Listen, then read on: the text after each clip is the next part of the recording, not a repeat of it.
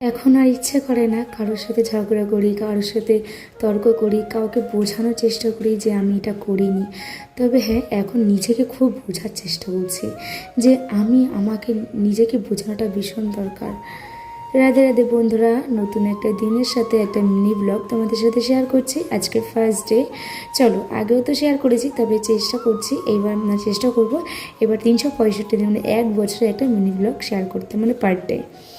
যাই হোক, এখন বেজে গেছে ঘড়িতে সকাল 5:30। আমি 5:10 অ্যালার্ম দিয়েছিলাম, ওই আড়ামোড়া করতে করতে 5:30 বেজে গেছে। ওয়েদার দেখে বুঝতেই পারছো এখনও সূর্যি মামাটি টুকি দেয়নি। যাই হোক, এদিকে ছাদে এসেছি, আর ছাদে এসে দেখলাম যে কোনো কাজে জল ঢল দিতে হবে কি না দেখে টেকে নিয়ে আমি একটু মুখটা ধুয়ে একটু ফ্রেশ হয়ে নিলাম।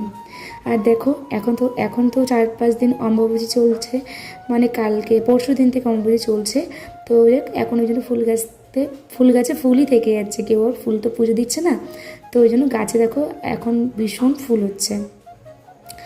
যাই হোক, এদিকে দেখো আমার এই সাদা ফুল গাছেও দেখলাম 3-4টে ফুল ফুটেছে, জবা ফুল ফুটেছে। এই তো হচ্ছে সকালটা আমার শুরু হলো আমার এই গাছগুলিকে দেখে, ভীষণ ভালো লাগে। আর হ্যাঁ, তোমাদের তো একটা জিনিস দেখাতে ভুলেই গেছি, আমার উচ্ছে গাছ একটা এমনি এমনি হয়েছে, তার থেকে আবার উচ্ছেও হয়েছে।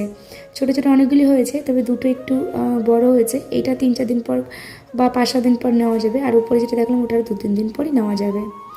চলো, আর যে চন্দন জবা বলছে, এই যে পিঙ্ক কালার এই জবাটা, এইটা তো অনেক কষ্টে বেঁচেছে। ওটা দেখলাম 5-6টা ফুল দিয়েছে। আর এই যে এটাকে টগর গাছ বলে, আই থিঙ্ক, আমি শিওর নামটা বলতে পারছি না, তোমরা যদি জেনে থাকো আমাকে জানিও। তো যাই হোক, গাছ টাছ দেখে এসে আমি নিচের ঘরে চলে এসেছি। তো তোমাদেরকে তো বলা হয়নি, আমি আমার দেওয়ারের ঘরে শিফট করেছি, তবে সেটার ভিডিও ক্লিপ করেছি, ওটা আমি শেয়ার করতে পারিনি, ওটা পরের ভিডিওতে আমি শেয়ার করে দেবো।